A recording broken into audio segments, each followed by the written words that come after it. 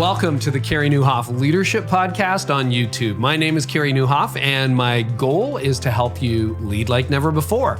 So what I do every week is I sit down with world-class leaders and church leaders, business leaders, and I talk to them about what made them who they are and try to have the conversation with them that you would have if you got to sit down for lunch with them or have dinner with them or really got to spend some time with them. So we go into the backstory and we explore what made them who they are and some of the principles they've learned along the way. So if you enjoy this episode, I would love for you to like it, to subscribe, and also to share it with your friends. And in the meantime, here's today's episode. Chris, welcome to the podcast. It's so great to have you. Thanks for having me on, Carey. Yeah. So, we've known each other for a little while, but when I was doing prep for the interview, 15 startups. Okay. I mean, I knew about PushPay and your new venture, but like 15 startups. So where did that come from? Well, I was actually in the process of traveling back from the States to New Zealand on my very first startup. And I came across this magazine in the airport and it said, the average billionaire started 19 companies before the one that made them a billionaire. And so I thought, well, I better get started. And so you were how old when you read that? I was in college. Oh, that's awesome.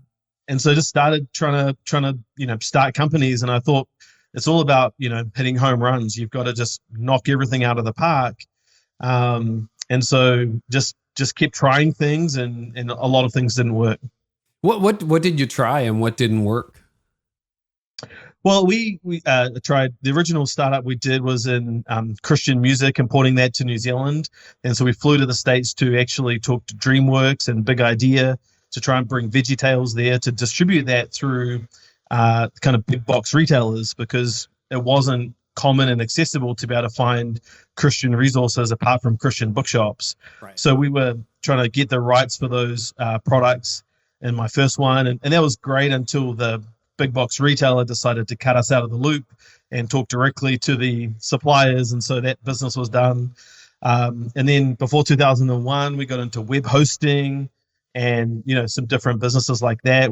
I had one in packaging, so many different things. But after 14 failures, I got pretty despondent and I was like, man, 19 companies sounds easy, but after 14, I was starting to think it just wasn't going to happen.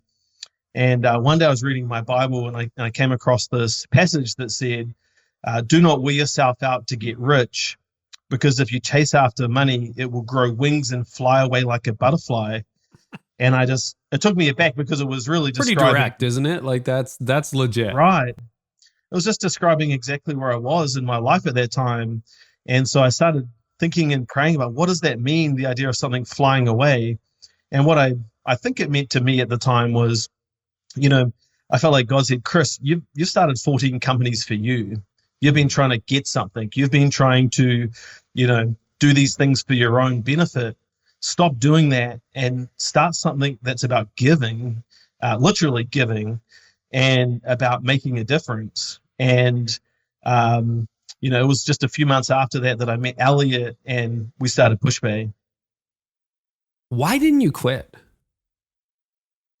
That's a great question. I think it's a combination of stubbornness and some kind of sense of calling that I felt like that's what I was supposed to do. And I just continued to pursue that. And, I had people encouraging me and saying, you should be doing this. And so I think through the support of friends and family, that's what kept me going, even in the really hard times. What was your self-talk like? Like, there's a lot of leaders listening right now who are struggling with what they would perceive as failure, whether it's probably not 14 in a row. Like, that's a long streak, right? But they're like, wow, things are not where I thought they would be. We're a fraction of what we used to be. Things are hard. The world is still wobbly. What was the self-talk that good days and bad days that sort of got you down and then brought you back up?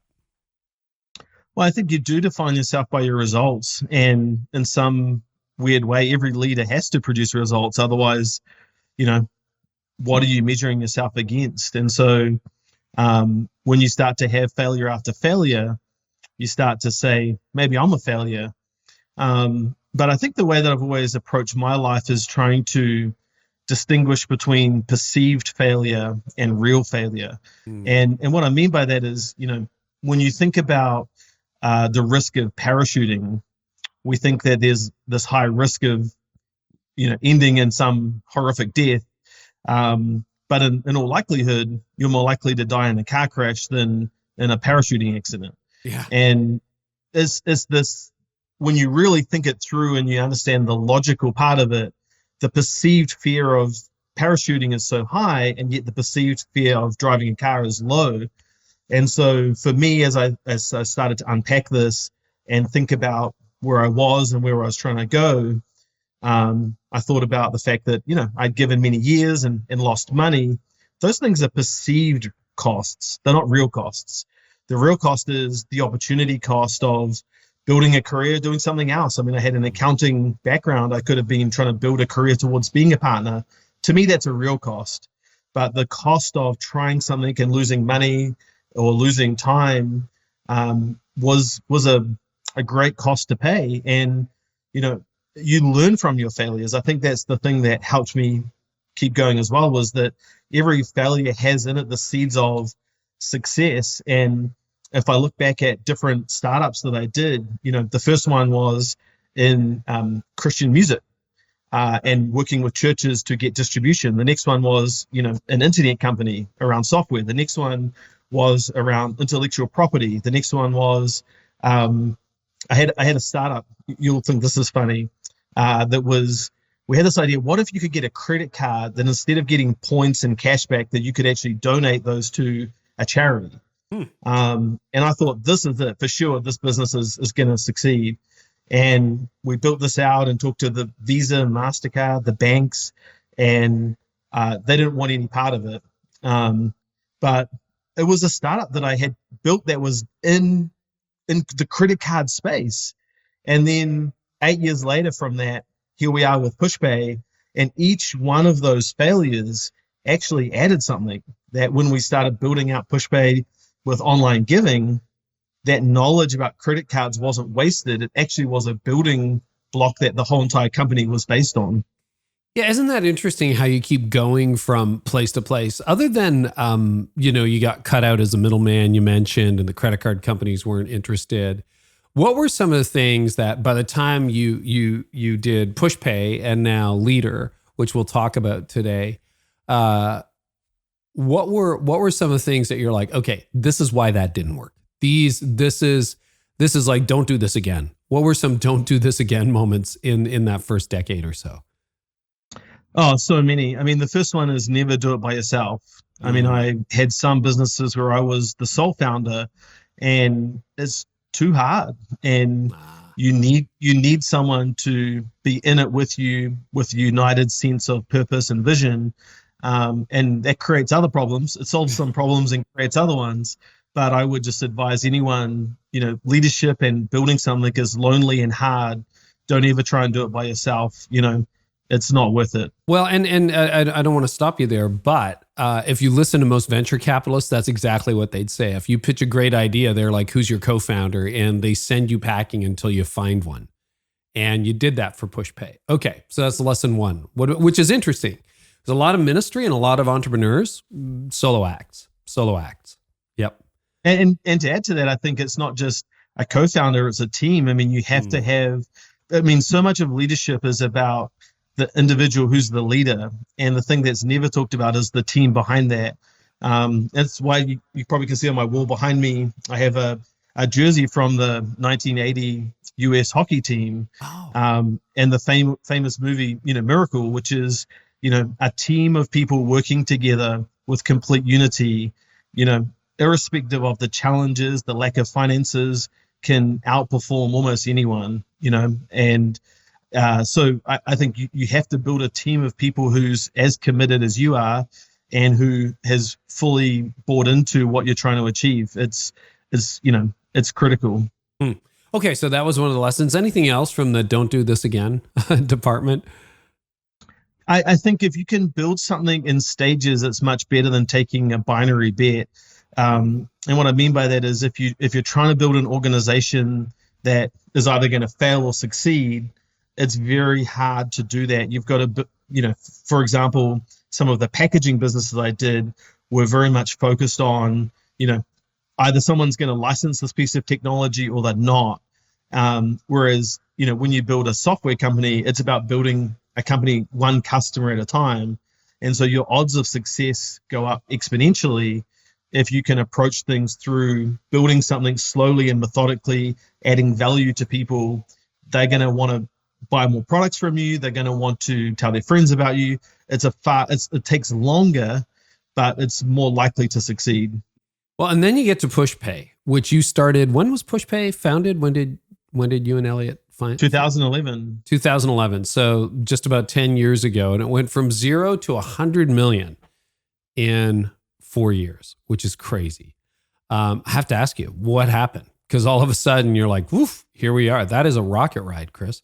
But it took a long time to get the ingredients right. And, we were investing in the company, putting, the product together, and it was really a struggle.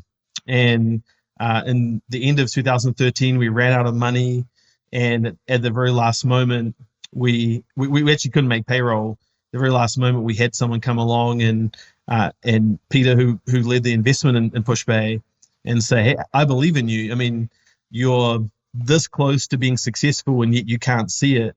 And I think that's a lesson to so many leaders, that oftentimes you look at your scenario and you say, it's hopeless, and yet you're 5 out of 6 numbers on the combination lock. You just need that one more. And so when the first 2 years were really tough, were they, at PushPay? Oh, the first 3 or 4 years were really tough to try and figure out where we were going. We were in New Zealand and trying to, build a business in the States, waking up at 3 o'clock in the morning to, call churches on the East Coast. I mean, it was really hard. Okay. And then what happened, like in that moment where you couldn't meet payroll? That's so funny. I've got deja vu for those regular listeners, longtime listeners. I mean, Scott Harrison basically has the same story, right? Scott, and he's like, yep, we were almost done at Charity Water. We were ready to like pack it in and go home. And one guy walked in and said, don't give up, and wrote him a check. And then it took off. But a very similar dynamic. So walk us through that and what happened to turn it around and start that rocket ride from 1 million to 100 million.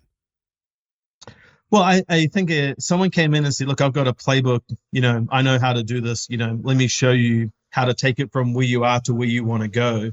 And I think it's kind of that moment where when the student is ready, the teacher appears. We met him. He, said, look, we've got some ideas. I remember the first board meeting, he said, we're going to invest, $200,000 into this one initiative. And I was like, look, we literally just ran out of money. I don't think we should be doing this. Don't you know you could buy a house in places for $200,000? I mean, we were just, so green. And someone who comes along and says, no, actually, you need to be thinking about growth and have a growth mindset, rather than stop thinking about not failing and start thinking about how to grow this thing. And that really just unlocked a whole new perspective for us. Oh, wow. And what were some of the key changes you made? Like, can you talk about what you ended up investing in, or how that became a transformative moment? Like, what were some of the next steps? Yeah. So one was, for example, we were using an outsourced processing company at that time, and it was a really bad customer experience. And people would have to go through a whole entire different, onboarding. They'd have to fill in a lot of different information. And he said, look, we should bring that in-house. And I said, well, setting that up internally will cost, $200,000. But it was worth it from a customer experience perspective to make it so that onboarding was so seamless and so easy. And it took, instead of going from 2 weeks to take someone through the onboarding process, it now took a few hours. And, those incremental improvements, when you add them up over time, are transformative. So we think, well, this one thing won't make a difference, but it's not one thing. It's A plus B plus C plus D together in its entirety is transformational, but by itself, one thing is not. And so it's the combination of that kind of growth mindset and exponential growth that can really, help someone to say, okay, I can see this now. I can see how this can actually we can succeed by executing on this plan. I think that's such a good point, and it's something I didn't pay enough attention to until the last 5 or 6 years. But it's tell me if I've got this right, because I think this is an important leadership point. So what you're saying is, if I wanted to be a client of PushPay 6-7 years ago, the old process might have taken me 2 weeks to figure out, and you had a lot of people who are like, "Yeah, I want to subscribe," and then they just give up. They abandon it. They quit. I filled this form out 3 times. It didn't work. It didn't submit. It went to the wrong email, whatever. That's the kind of stuff you're talking about? Absolutely. And if you can just, instead of trying to, I think there's this idea that we see in the world because we're conditioned by renovation shows. You start the program, there's a mess. You watch the show, and 30 minutes later, there's this perfect house. We think that everything we have to do has to be that impactful. And actually, there's a sense of pride in that it's not the big bang decisions and programs that we implement that make the difference. It's actually a series of incremental changes. And it takes humility to say, how do I make this better? How do I think about this from a customer's perspective, from someone else's perspective? And you and I both know some of the largest churches in America have thought about in such incredible detail about the experience of someone from the time they try and get into your parking lot to the time that they leave. Right. Now, Apple, when they built an iPhone, you open that up and someone told me once they invested months and months and months and hundreds of millions of dollars into that experience, that first 10 seconds when you open an iPhone box and you get this iPhone for the first time. And large churches are starting to do the same. And so the question is, in your business, in your organization, what's that similarity that you need to really find this magic moment and make it such a great experience for people? Because in our business, that first experience, yes, I want to move forwards with PushPay, and then going through this long process, filling in forms, providing all kinds of information. When you start thinking about that and breaking it down, you say, it's not a great experience. No, it's so interesting, because around that same time, I was still the lead pastor at Connexus Church, which I founded, and we were taking online giving in a very serious way. And as you know, as an accountant and somebody in this field, like Canadian banking regulations are really complicated. In America, it's like press a button and you're in. In Canada, it was like a 17-page form. And I remember the staff meeting where I said to our team, I said, look, this is either going to be really hard for us or it's going to be really hard for our congregation. And I would rather hire someone to sit behind the scenes, make it really simple on the user interface, give me your name, your phone number, and then have someone call them the next day and say, can I have 20 minutes and just walk through with you? Okay, what's your bank? What's a transit number? What's this? What's that? And that's what we did. And by the time I left, I think 70% of our giving was online in 2015. And when the pandemic hit, like 80 or 90% was online. So it was an easy switch. And then funny, things. Last year at my company, we kind of realized we do course sales and, we sell a lot of courses over the course of the year, but I realized we had the same problem. It was like the people were getting double charged because they didn't know how to remove it from their cart, and we'd always give them their money back. But I'm like, guys, this is not a good experience. And so we are in the process. We've done some work, but we have a lot to do of just cleaning up that customer interface so that when you interact with us, it's super easy, super simple, super seamless. And I think that's a hidden lesson a lot of people miss. Anything else on that? That customer interface thing is huge. Any comments on that? Well, I think that's the key part of business today is who's taking on the complexity and the risk of any transaction. And if you're making it hard for people to interact with you, whether that's as a church, and whether that's in giving, signing up for, if you just make it hard for people to sign up for a group, people aren't going to do it because you're like, people aren't interested in groups. It's like, no, they are. They're making it hard. And we think we're competing in the loosest word with other churches, but it's not. The experience that we're conditioned to is set by Instagram and Facebook and, these incredible companies that have invested millions of dollars into their experience.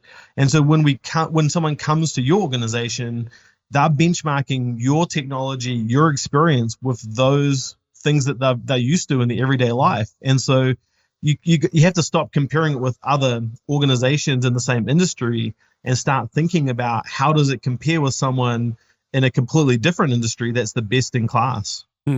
Well, let's talk about rapid growth. There are a number of leaders listening who are going through that at their church, in their company, in whatever they're doing. And I mean, $1 million to 100 million in 4 years is crazy. So in some ways it's great. In some ways it's unsustainable. What happened to the company in the process as you grew that quickly? What were some of the dynamics at play?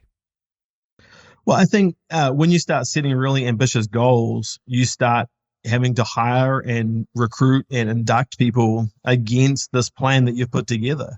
And so if you're not careful, it can become about achieving a number, and you can lose sight of what really matters, which is providing a great service or serving people in the right way. And so if you think about a continuum, some people go to one end, which is so far about the numbers, so far about, looking at every last metric, you can lose sight of the fact that, it's really about life change and delivering value to people.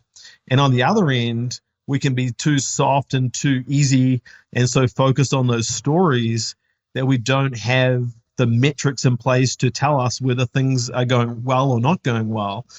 And so I think it's a really challenging approach because, if you think about a company going from 1 to 10, that's a 10 times, things have grown 10x. And then to go from 10 to 100, it's another 10x growth. So to go from 100 to 1,000 is 10x again. But it's so that early stage, your organization changes so quickly. And you as a leader have to realize what is the most important thing at that part of the journey, and what is the thing that I need to do, the thing I need to learn. And so for me in those early days, it was about learning how to lead people. I'd never done this before. No one told me this is how you lead an organization. And so mostly I read it through books, online, through blogs, and through seeking people out. But it was all self-taught. And I think if you learn as a leader, you can be forgiven for so many different things. And so the one thing I always said to my team is, I'm going to turn up and be the most prepared person in any room, in any situation. Because as the leader of the organization, I set the tone. And so if I've done the research, I can challenge you that you should have done it too. But if I turn up and I don't know what I'm talking about, other people are not going to follow you and have the respect for you. And so I think such a key part is reading books and really learning and growing yourself as a leader so that people, emulate that as well.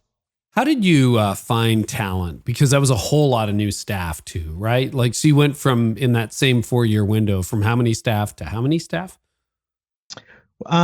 We went from about 20 to about 400 people. Mm-hmm. That's another rocket ride. What, and I know that's never smooth.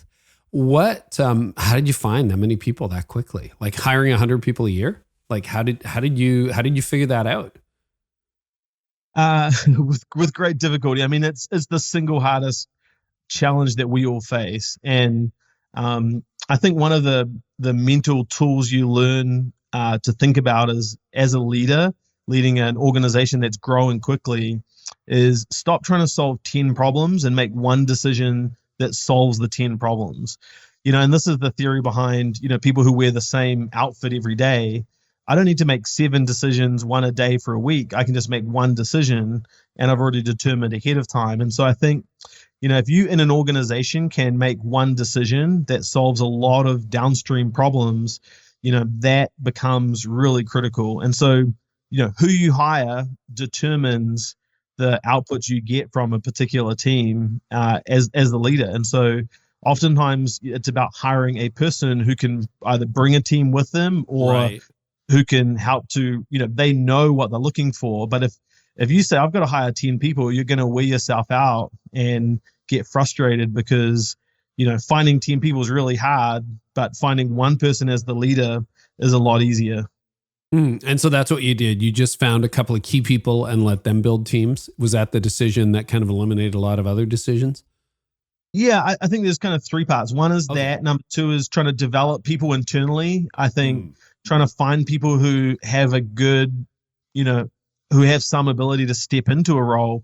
And then number 3, we tried to hire people from the outside, and largely we were unsuccessful at that. And we're in a situation we were able to hire people from, just these great companies, Amazon and Microsoft and whatever else.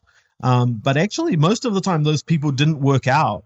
And the I think outsiders left. So when you say internal, like how does that work? Because this is a problem for a lot of leaders. So you have 20 staff.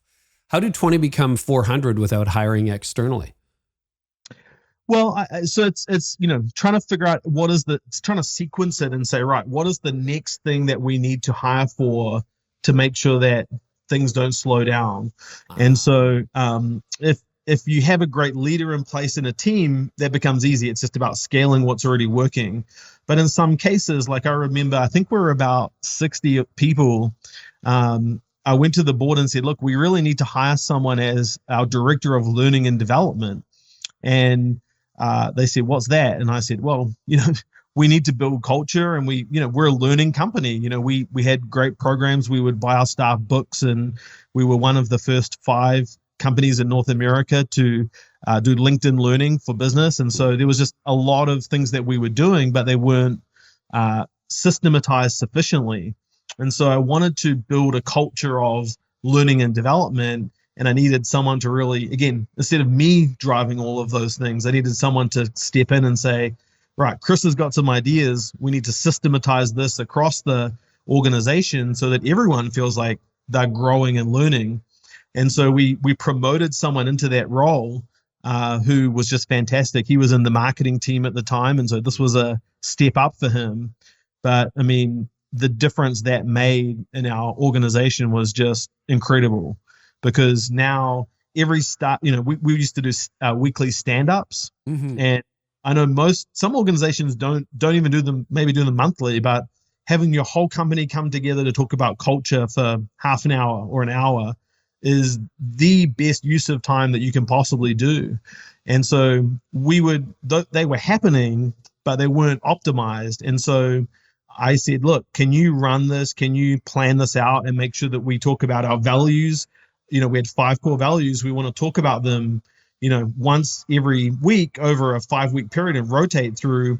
We would have senior leaders come in and pick one of the values and talk about that, because it wasn't just me talking about it. It was actually the leaders in the organization talking about it. And so when we just started to systematize some of those decisions, the feedback from the staff was just incredible. And that's what Horst Schulze did as well, founder of Ritz-Carlton, right? He would just go through all of his values and his core principles. And when they were done, they would just start again the next week and kind of rotate through. Let's talk about culture, because culture is very difficult to scale. And you're right, bringing outside people in, bringing them from if you hire someone from Microsoft or Google, they're going to bring Google. Google has a real culture, and so does Microsoft. So how do you enculturate people quickly? I have found that to be one of the greatest challenges and one of the greatest opportunities in leadership as I've built teams, on a much smaller scale, but still it's an issue. People have family cultures too, and as how they do things. So how did you build culture? Well, I think the first thing to do is to define what culture is, because I think a lot of people use the term culture. And if I said, tell me about your culture, they might say some platitudes.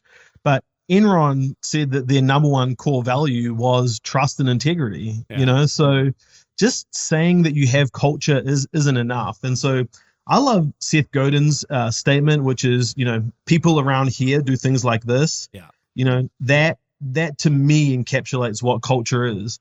And over time, I even learned a little more about it. I read a book by Bill Walsh called The Score Takes Care of Itself. And his book is about, focusing on behavior and driving behavioral norms. And so now I believe that culture is the connection between your beliefs and your behaviors. And, we've got to go to first principles before you can say, how do you build culture? So, beliefs are things that, we believe to be true because we believe them to be true. So we believe in excellence. We believe in innovation. We believe in, generosity with some of our core values. And Peter Drucker has a great way of saying this, which is, would you hold to these beliefs if they became a competitive disadvantage? And when you start talking to shareholders and you say that, their eyes kind of glaze over, because, when you say there can be a cost sometimes to holding these values, but this is who we are, and we can't change who we are. Like, we are going to be who we are, and we're going to hold to these things because we hold them to be self-evident, right? Like, this is just part of who we are. And so when it comes to beliefs, you can never have wrong beliefs. You can just have beliefs that are your beliefs in your company that people buy into. And then those translate into behaviors, which you can measure and are tangible. And so you can measure, are we, an excellent organization? Do we believe in generosity? And if so, how do we express that? And so one of the models that we've built at Leadr now is, I didn't want to just create beliefs and behaviors. I wanted to create a word picture which explains to a brand new staff member how they should be able to act. So, for example, one of our core values is we have a blue-collar DNA. Now, it's a mix between a belief and a behavior that's knitted together in this word picture that you can now imagine, what does it look like to have a blue-collar DNA? You can see it because of the way it's put together. Or another one is, we operate as a championship team, right? It's a belief. We believe in the power of teamwork, but it's also a behavior that, hey, if you want to play by yourself, this is not the place for you, because here we're about the power of team. And so finding ways to express that together in this united way between beliefs and behaviors is the best way that we can express our values to people. And then you can assess whether your organization is actually living up to those. What does blue collar DNA mean? It means a few things. It means, we find a way, right? We don't accept that the status quo is the status quo. You think about how life was 100 years ago and what it meant to live in a certain way. And I think a lot about the way that the world has changed over the last 100 years. The fact that today so much work is knowledge work, and back then so much work was about getting your hands dirty and getting things done yourself and not delegating responsibility. You would step up and say, this is me and my family, and we're gonna find a way to achieve what we're trying to achieve. We created even another step further in terms of, like, I love the idea of having these word pictures that explain that. So the word picture we have is like a lunch pail, the old blue collar, I'm going to the mines, so we gave all our staff a lunch pail to remind them of this kind of blue collar DNA. And so I think expressing it in that way that people can see the tangible nature of the values and then showing them, through an example, I think is just so powerful. What happened to you in that rocket ride? Like so many leaders these days, I know you and I have talked different times over the years. That was a grueling, unsustainable pace. So what happened to Chris? It's exhausting. I mean, trying to keep up with the growth of the organization, the number of hours that it takes, the number of new people coming on your team, the amount of travel required. It's really hard as a leader. And I think anyone who tells you that stuff is easy is lying. It's really hard. And so I think one of the things that happened is, as the organization continues to grow, the skills and the mindset that you come into an organization with, oftentimes you might have skills that help get an organization from, say, 10 to 100 or 100 to 400. But at some point, the organization can outgrow people. And I think it takes a lot of self-awareness to say, you know what, like, actually the best thing here is that, the next leg of the relay race is someone else's to run, because I'm no longer the best person for this, because I love changing things. I'm addicted to changing things. And, we don't need people. We don't need a CEO to come in and change things anymore. We're in a great place. We need someone to scale some things. And if I stay, I'm actually going to try and tinker with things that shouldn't be tinkered with. And I think it just kind of dawned on me through that time that I wasn't the person to lead it to the next level. Do you, two questions. First, how did you come to that realization? And secondly, well, let's start there. How did you come to that realization? Because that's a big aha moment. I might not be the person. I think it's a part of it is, do you enjoy what you're doing? And obviously there's a part of every job that you don't enjoy, but I started, to build a product and meet with customers. And when you get to a certain size and scale, your time and availability to do those things is very limited. And it's not a negative thing. It's just the realization that you have a lot of obligation. You have board meetings to go to, you have investors to meet with, you have staff that you need to constantly meet with, and the skill sets, the things that I was good at were no longer the things that the organization needed. And so my time, when I look at my calendar, I was doing a lot of stuff that wasn't in my enjoyment zone. And so it starts to surface in that way as well. Yeah, and that leads beautifully into my next question, which you've kind of half answered, but like being outside of your sweet spot, not doing the things that you love, starting things, changing things, tinkering, meeting with those clients, watching, all of that. Do you think that contributed to your fatigue? Oh, absolutely. Absolutely. It wasn't just the hours. It wasn't just like, okay. It was just the difference in the quality of work that you were doing? I think it's cumulative. It's all of those things together, added up over time, start to, make you feel fatigued and burned out. So I think, if you're in your sweet spot, can you work long hours? Absolutely you can, but, as that continues to drift, if we can use that word, what happens is that the account starts to go into the negative, and then eventually you have to pay that back in some way. How did you know you were burned out? Or would you say you were? Like where did the penny drop on that one? I think probably, and maybe you've heard this from other leaders, I think it wasn't until afterwards, until you step out of the hypergrowth, you take a moment and you reflect and you say, wow, that was a tough season, and you don't realize it at the time because you lose, when you're in that season, you lose all context and your ability to see things objectively. And so I think, people share things with you and say, hey, man, you really put on a lot of weight. At least if you have good friends, they tell you that, and they're like, hey, you look unhealthy and you don't look like you're enjoying it. And, it seems like some of the joy that you had is gone. And then you start to realize, oh, I need to really take a step back and evaluate some things. I remember, and I'm sure you'll remember this, but backstage at Charlotte a few years ago, where you and I hung out for most of the afternoon. And I just remember, as somebody who has burned out, and I just remember feeling tremendous compassion for you. You could see the fatigue, you could see the exhaustion, and it's just hard. So you made the decision to step back, and you took how much time off before founding Leadr? Not a lot, but also it probably sounds hypocritical. Not a lot, but, and you can cut this out, by the way, if it doesn't help the narrative. But I think it was, for me, when you start something, the amount of hours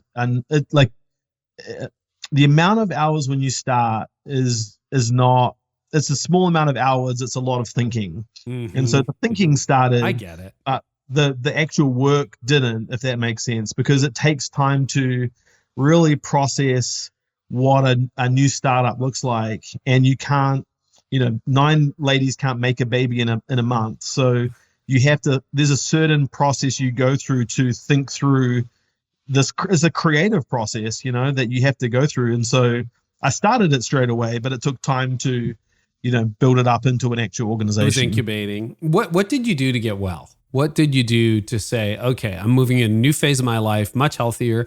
I know we talked to each other a few months ago. You've been giving me very valuable feedback on my next book. So thank you for that.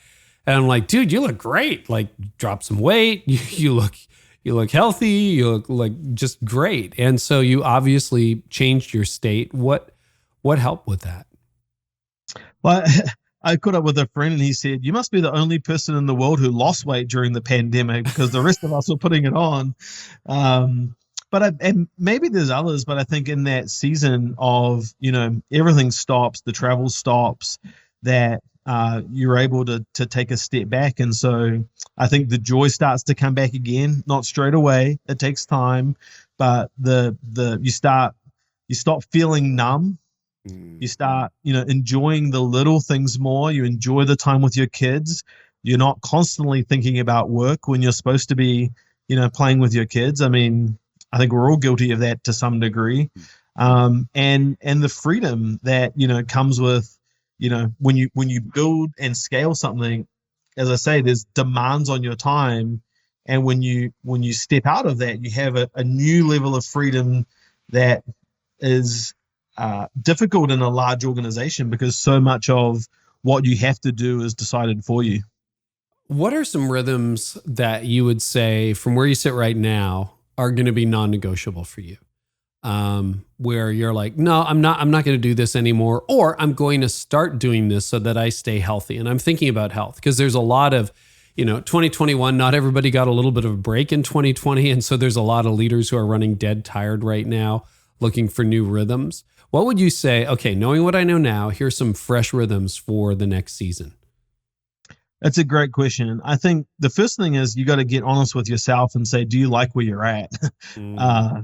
Because as I say, if you can go through a lot, if you have a calling and you're where you're supposed to be, and there's this heart connection with what you're doing. And so it starts there. I think the second thing is, for me, I've always been pretty clear on my priorities, and obviously, God comes first, which, means being around other, godly people, having people speak into my life, connecting with, people who mentor me in a formal way.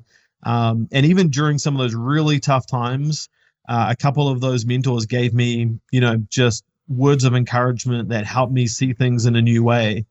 And so, putting God first. Number two is obviously my marriage. And, I've always had a date night, Wednesday nights. Don't call me. The building can be burning down. The business can be burning down. You won't be able to get me. I mean, just, and what happens is when you make that a non-negotiable, it's amazing how many other people and things move around it. And when you start flexing just 1%, it's amazing how things start to creep into that. And so it's just a non-negotiable. People know that and communicate that. Time with the kids, and someone said to me, my kids are young, but the things that the kids will remember is the little things that you do consistently. And so every Saturday morning, I take my boys to get donuts. Obviously, we're not from the States, we're from New Zealand, and so we don't have donuts as much there, but it's just a little thing that's repeated over and over, and you start to build those really special memories on Saturday mornings. And then I think the other thing is just having great people around you, not people who just consume from you and suck from you, but people who don't want anything from you. And whether you're in ministry or business or you're a senior business leader, the most refreshing thing in the world is having someone who wants nothing from you and who says, I just want to be around you because you're my friend. That is very wonderful and rare. Mm-hmm. It's so rare because the more successful you are, the more people want something from you. I mean, you must find that too, but it's just having friends who have been around for 15 years who just shoot straight with you too, who just, hey man, I just think you're getting a bit of a big head. You got to pull yourself together. Having people who have the ability to speak into you because they've known you and they can see when things are good and bad, and who aren't afraid to tell you the truth. It's so hard to find those people. When you find them, you've got to be very intentional about keeping them around. It's good advice. Really, really good advice. And really hard in ministry, but really hard in leadership, period. I have a few of those friends locally, and some of them live 1,000 miles away. But if you have a handful of those, or even a small handful, you're a very, very fortunate person. Let's talk about your new venture, Leadr. So what are you doing in that space? Tell us a little bit about where you're at now. And then I want to talk about technology, the future, And because really you run tech companies these days, like in many ways you can look at PushPay, really sort of fintech, and now Leadr in a different space. And I want to talk about the future, technology, online, all that stuff. Great. Yeah. Well, I think we started running conferences at PushPay, and we thought, there's this huge opportunity at the intersection of, for lack of a better term, business and the church. And by business, I mean not just the idea of making money, but like business principles. And large tech companies often run conferences to, invest into their customers. And so Ellie and I, had this idea: what if we could bring the best business leaders in America to help grow the church? And no one else was doing that. And so we said, look, let's get John Maxwell to come. Let's get Scott Harrison to come. Let's get Seth Godin to come. Let's get Patrick Lencioni to come and talk about how to grow and scale an organization.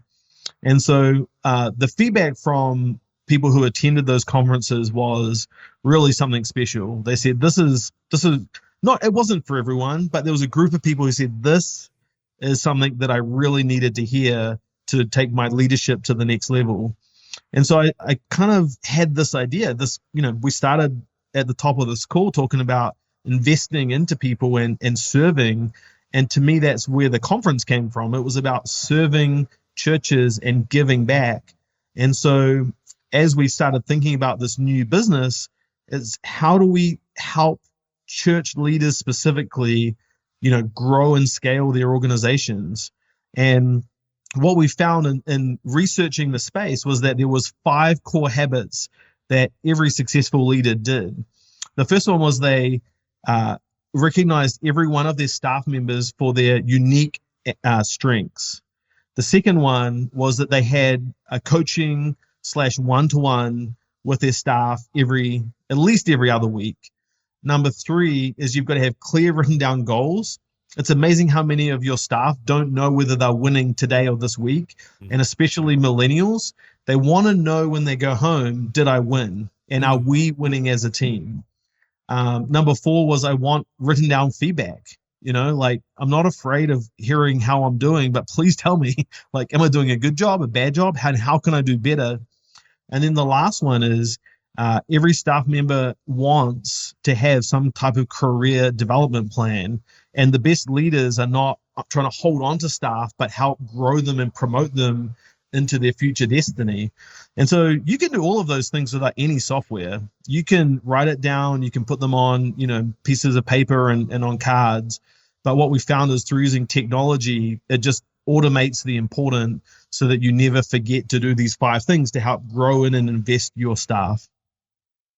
So it's software. I mean, I knew this ahead of time, but it's basically software to help you do those things. And I think a lot of leaders are reading their mail because they're like, I'm 0 for 5 or 2 for 5 or 3 for 5. It's probably pretty rare to find people who are 5 to 5, 5 out of 5 on that. Well, and oftentimes we'll do them, but we won't share them. I mean, I talked to a church leader the other day and they did every personality test known to man.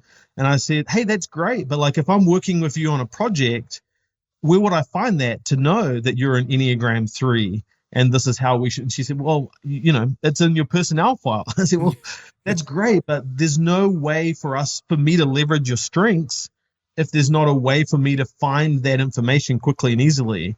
And so we love in hiring to screen for these things, but actually when we start putting teams together, we're not getting the best from each team member if we don't have that information ready and accessible.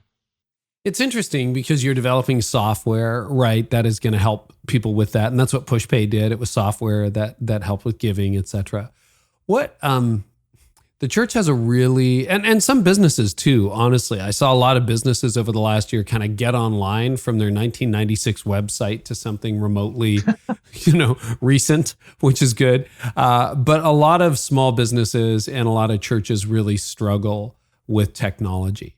I'd love for you to just speak into that strange relationship that we seem to have with it. What are your observations, your insights around that, Chris?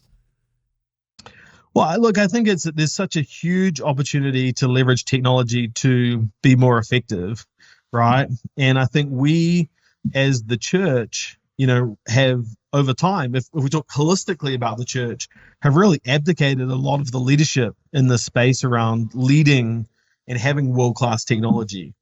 And so I think there's two parts. Number one, there's not world-class vendors serving the church today. I mean, you look at almost every part of how a church operates, there should be someone who is super passionate about the church, loves the mission of the church, and is saying, I want to help you get better at this one area. And, technology is just an accelerator. I mean, it's not going to, if you've got a bad culture and you add technology, now you're just going to have a bad culture with technology. So technology doesn't solve the problems, but technology can help to, if you're doing something, it can supercharge it and take it to the next level. If your giving is good and you add online giving or mobile giving, I mean, it's going to be great. But if you have bad giving and people aren't giving and you add technology, it's not going to make a difference. And so I think I'm just passionate about the fact that all technology for churches should be truly world-class because we're used to that experience. We have that experience every day in using shopping apps and Instacart and, Instagram and everything else. And when it comes to checking our kids in, it's not a world-class experience. And so the question is why? Like we should be leading the way because what we do is so important that we can't afford to give someone a bad experience. And experience today is one of the most important things. People look for a great experience in anything. And so it's on us to create that. And as churches, holistically, we should demand that from our vendors because if we do that, I think people will start to respond to what we're looking for. That's a really good point. I've had a number of colleagues, friends of mine who've been talking about that the church seems to be in a weird bubble because, denominations are great. They have a role, but they can't. And you're right. We're being compared by people we're trying to reach to Instagram, Facebook, to, and everybody's got great branding and everything. One of the values of my company, it was the same value at Connexus, is battle mediocrity. I'm allowing what is good to stand in the way of what it could be great. And I think that's a really good challenge is to think through that. And I'm grateful. What is some of the pushback? Like when you meet with leaders and say, hey, we have this opportunity at Leadr, or, we have this thing called PushPay. What is the pushback that you get from leaders who are resistant to embracing technology like that? Yeah, I think it's kind of a couple of things. One, I think people believe that they shouldn't need technology to do it. So there's just a belief, when it was giving, it was, hey, people should, just give, and so why do we need to make it easy for them? They should want to do it, like it's on them. And I think a similar response comes in on investing in and growing your staff. People say, well, it should be the employee's responsibility to develop themselves. And I think it's not incorrect. It's just incomplete. And so by making it easier, we're just inviting people into taking that next right step. And if we make it easy, people are more likely to do it and perhaps do it sooner. And so the biggest barrier in adopting technology is just simply the belief that it doesn't matter. And I say to people, we have world-class project management tools, and yet we have no software to develop our people. Like that's wrong. Like to me, that's just not how it should be. And yet that's the default that we end up in is like, well, we have, this software that's world-class that, helps us manage our tasks, down to the 18th detail. And yet, people should just develop themselves. Like to me, that's where the gap exists. That it's not technology, it's using technology for the right and the important things that we face. Well, nobody has a crystal ball, but I'd love to pick your brain because I love to do this with guests over the last couple of years. But we are probably emerging into the post-pandemic world in the next little while. I'd love to get your take on church and business. So when you look ahead a year or whatever, but masks are off, almost kind of like they are in New Zealand right now, even though the country is still closed. Masks are off. People are back in the public. What do you think is going to be different about the church? And what do you think is going to be different about business? Well, I thought a lot about the church, and so you have to excuse my business language, but when I think about how churches should engage with people, to me, there's really three things that people are looking for, that the attendees are looking for. Number one, we're looking for community. How do I find community? Number two, how do I find content? And number three, how do I have some kind of experience? And I think over the last few years, what you've seen is some of the churches that have emerged and grown quickly have really focused on one or all three of them in some cases. I can think of, like North Point is just a phenomenal church. I've had a great opportunity to spend time with some of the leadership team there, and they managed to achieve all three. And so then the question becomes, how do you achieve, or through which venue or which initiative do you achieve these things? If someone wants community, how do we get people to small groups? How in a pandemic, how are we creating community for people? And content, hey, is online church is a great way to learn and to get content, right? Like a lot of the Sunday morning service was about, hearing preaching and teaching and growing in our faith. And then the third part was this idea of an experience. And over the last 10 to 15 years, the biggest growth in software and in even phones themselves has been in this idea of an experience. And you hear about people using this word experience over and over and over and over again. And so I think you can create community, at least for a period, through Zoom groups and other stuff. I think you can create content through online church. But here's the question: how do you create an experience? I have no clue on that, but I think that's never going to change. And so to me, instead of looking at what's going to change, we look at what's going to stay the same and what's never going to change. People are always going to want to get content. They're always going to want to have community, and they're always going to want to have some kind of experience. Those things are going to be true 100 years from now, as true as they are today. And so the question to think through is, how do you create those in the pandemic world? And is that the same for business as well? Those same three filters, or different filters for business, you would say? I think very similar. I think it's about product too, and value. I think there's a ROI equation that exists in a business context that you have to answer for. When you look into the future, what's one thing that excites you, one thing that worries you?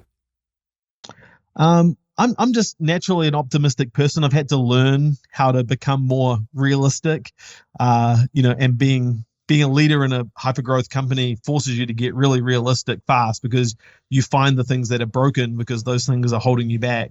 But I just think that the greatest companies that are going to exist have not yet been started. And I think the greatest churches that are going to exist 10 years from now haven't even been started. And so to me, there's ways of doing ministry and ways of creating businesses that we haven't even thought of today. And so, naturally, we should be optimistic about the future, because there's so much today that exists that we didn't have 20 or 30 years ago. So I think that's optimistic. I think part of the concern is just simply on, how do you engage in culture in a way to get your point across without being canceled or without, furthering the divide that happens.